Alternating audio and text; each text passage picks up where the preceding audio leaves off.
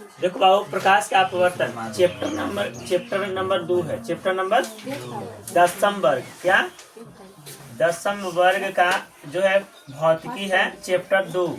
Chapter 1 तो खत्म कर चुके हैं, चैप्टर 2 चालू कर दिए हैं।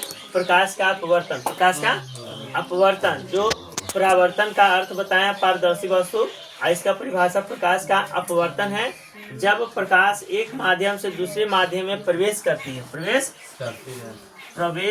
है,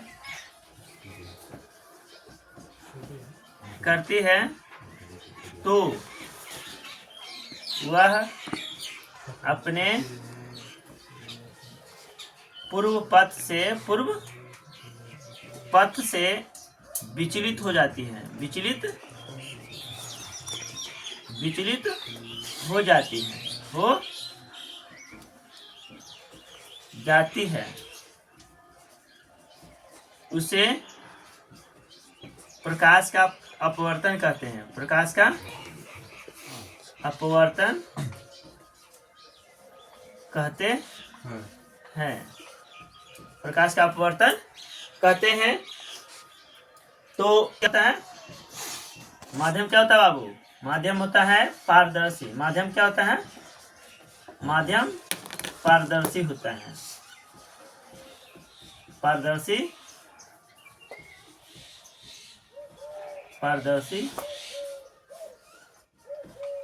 होता है।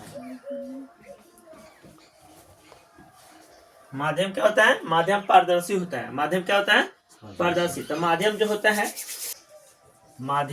है पहला तो सघन, क्या आता है? सघन से जाता है कुछ में विरल में। क्या जाता है? विरल में। सघन से क्या जाता है? विरल में। क्या जाता है? विरल में। तो माध्यम जो होता है माध्यम से माध्यम में भी जाता है, माध्यम से माध्यम में भी माने जाता है। कहने का मेरा मतलब है कि कोई भी वस्तु अगर हम टॉर्च मारे, प्रकाश मारे, तो एक माध्यम से दूसरे माध्यम में भी जा सकता है। जैसे कांच से हवा में जाएगा, हवा से कांच में जाएगा कि नहीं? जैसे ये आवरण है और कांच वहां पे रख दिए तो मारेंगे तो हवा से कांच में जाएगा ना। और यह कांच से हम हवा में भी चला सकते हैं कि नहीं चला सकते? जैसे ये शीशा है तो टॉर्च मारेंगे तो आर पर हो जाएगा ना।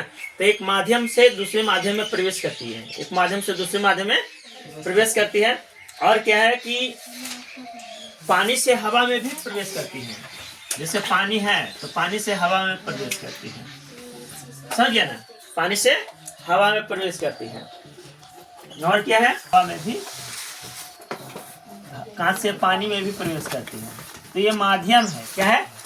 माध्यम, समझ गया ना? तो माध्यम है, सघन से विरल में भी जाती है। मैंने सघन माने जो कुहासा है, कुहासा से विरल में भी जाती है। विरल में कहने को तो थोड़ा थोड़ा दिखता है कि नहीं? जैसे कुहासा ड्यू हो गया, ओस गिर गया तो टॉर्च मारेंगे तो कम दूरी तक जाती है ना।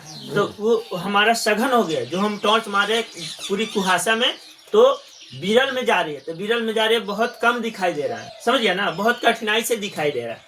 तो वो चीज होता है। तो माध्यम क्या है? तो माध्यम होता है हवा से हवा में, हवा से। और जब हम बोल रहे हैं तो हमारी हवा के माध्यम से तुम्हारा ये जो आवाज पहुंच रहा है तुम्हारे पास पहुंच रहा है कि नहीं पहुंच रहा है? तो ये माध्यम है।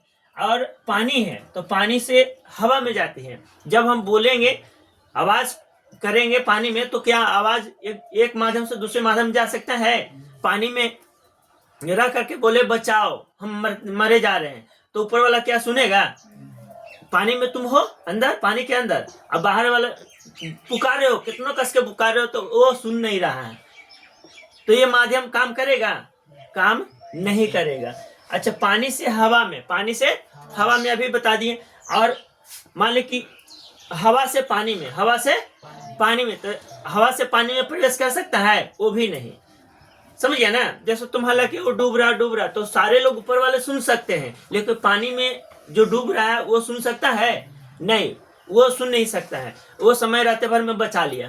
तो वो ऊपर वाले समझ रहे हैं, जो धरती पर है। पानी में वो थोड़ी समझेगा। तो ये सब माध्यम हो गया। क्या हो गया? माध्यम।